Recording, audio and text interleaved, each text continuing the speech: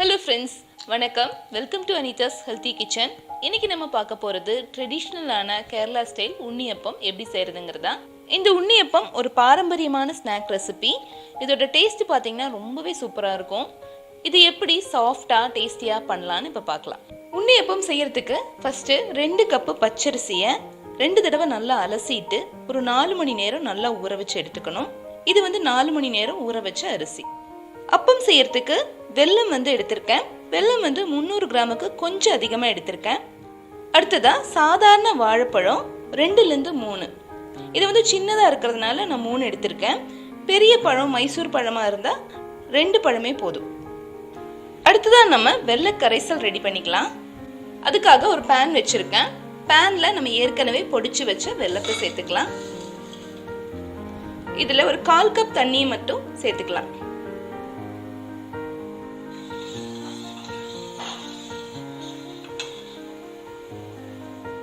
வெள்ளை கரைசல் இப்போ ரெடி ஆயிடுச்சு.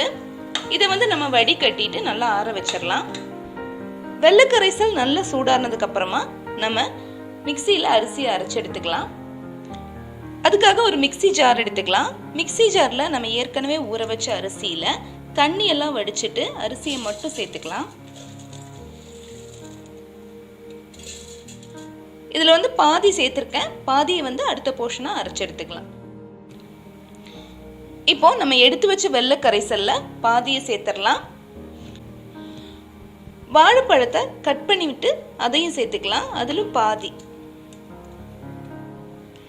இப்போ நல்லா அரைச்சு எடுத்தாச்சு. இதே மாதிரி நம்ம அடுத்த போர்ஷனையும் அரைச்சு எடுத்துக்கலாம். இப்போ எல்லா மாவையும் நல்லா அரைச்சு எடுத்தாச்சு. மாவு ரொம்ப தண்ணியாகவும் இருக்கக்கூடாது, ரொம்ப கெட்டியாகவும் இருக்கக்கூடாது. இந்த கன்சிஸ்டன்சியில் இருக்கணும். அரைக்கும் போது தேவைப்பட்டா 1-2 டேபிள் ஸ்பூன் நம்ம தண்ணி சேர்த்துக்கலாம். ஆனால் ரொம்ப சேர்த்து அரைக்கக்கூடாது. இதை ஒரு 6 மணி நேரம் அப்படியே வச்சிடலாம். அதுக்கப்புறமா எடுத்து நம்ம உண்ணியப்பம் சுடலாம். இப்போ 6 மணி நேரம் ஆயிடுச்சு. மாவு உண்ணியப்பம் சுடுறதுக்கு ரெடியாக இருக்கு.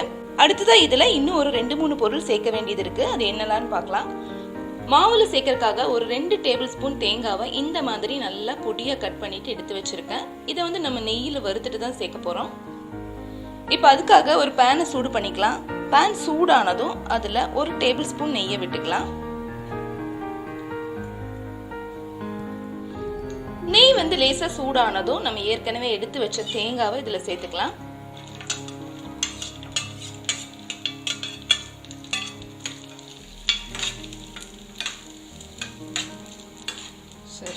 லோ ஃப்ளேம்லேயே வச்சுட்டு தேங்காவை ஒரு 2-3 நிமிஷம் வறுத்து எடுத்துக்கலாம்.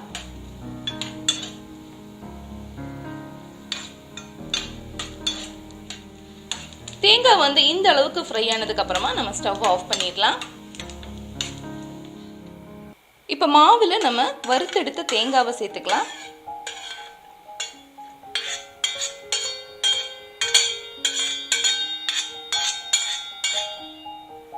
அடுத்ததான் இதுல கருப்பு எள்ளு ஒரு 2 ஸ்பூன்,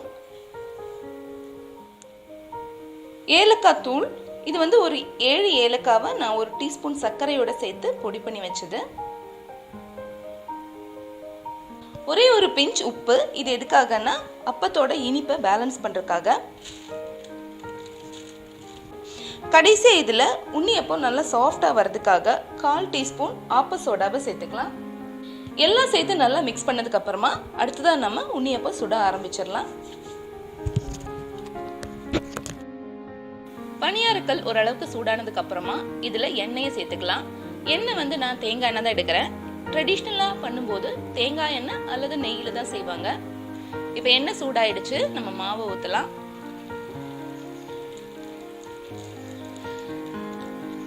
உண்ணியப்பம் சுடும்போது ரொம்ப ஹை ஃப்ளேம்லயும் வைக்காம ரொம்ப லோ ஃப்ளேம்லயும் வைக்காம மிதமான சூட்லயே நீங்க சுட்டீங்கன்னா கரெக்டா அது நல்லா உப்பி வரும்.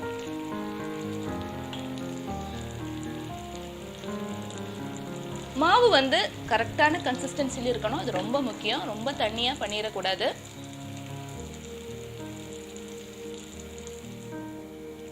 இது கொஞ்சம் குக்காய் வரும்போது உங்களுக்கு ஓவரால் அந்த கலர் சேஞ்ச் ஆகி வரும். நல்ல ப்ரௌன் கலரா வரும். அந்த டைம்ல நம்ம திருப்பி கொடுக்கலாம்.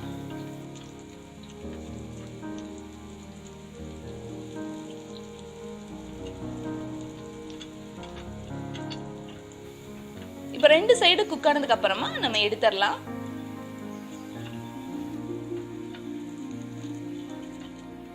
பாருங்க எவ்வளோ சூப்பரா நம்மளோட உண்ணியப்பம் ரெடி ஆயிடுச்சு.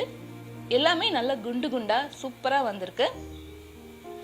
நீங்க கண்டிப்பா வீட்டில் ட்ரை பண்ணி பாருங்க. ட்ரை பண்ணிட்டு உங்களோட ஃபீட்பேக் அனுப்புங்க.